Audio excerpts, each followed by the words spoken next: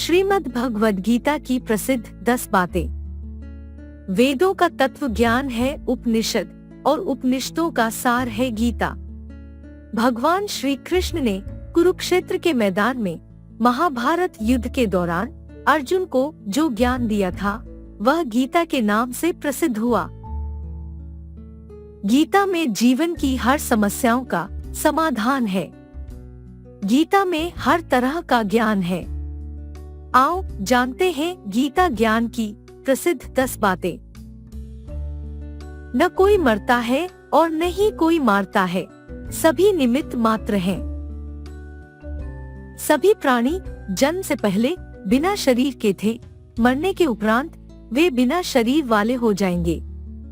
यह तो बीच में ही शरीर देखे जाते हैं, फिर इनका शोक क्यों करते हो?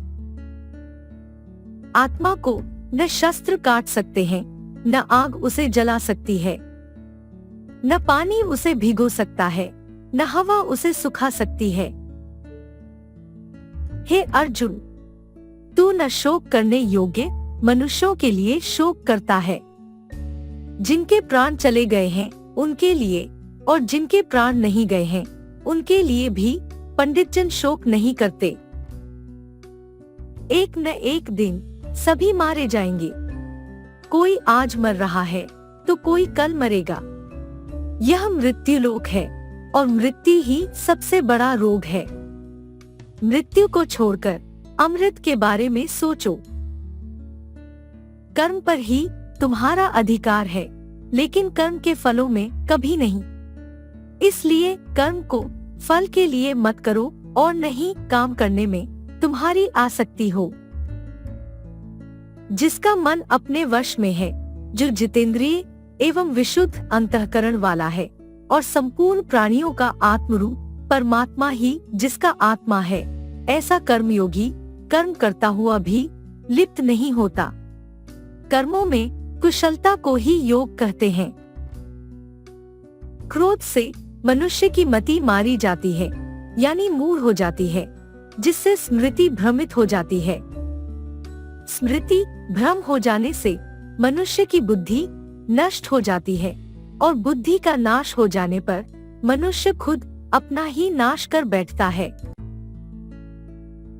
हे अर्जुन, सभी धर्मों को त्याग कर अर्थात हर आश्रय को त्याग कर केवल मेरी शरण में आओ, मैं तुम्हें सभी पापों से मुक्ति दिला दूंगा। इसलिए शोक मत करो।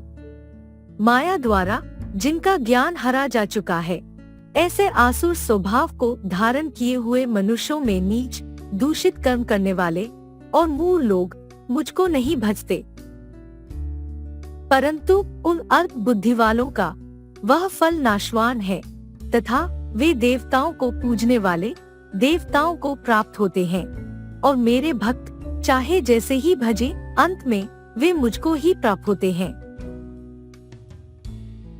काम, क्रोध तथा लोभ ये 3 प्रकार के नरक के द्वार है। आत्मा का नाश करने वाले अर्थात उसको अधोगति में ले जाने वाले हैं। इसलिए इन तीनों को त्याग देना चाहिए। श्री भगवान कृष्ण ने कहा, मैं लोकों का नाश करने वाला महाकाल हूँ। इस समय इन लोकों को नष्ट करने के लिए प्रवृत्त हुआ हूँ।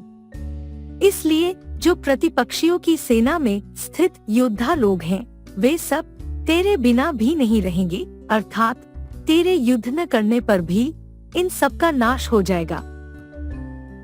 जगत के ये 2 प्रकार द्वार है, शुक्ल और कृष्ण अर्थात देवयान और पितृयान मार्ग सनातन में माने गए हैं।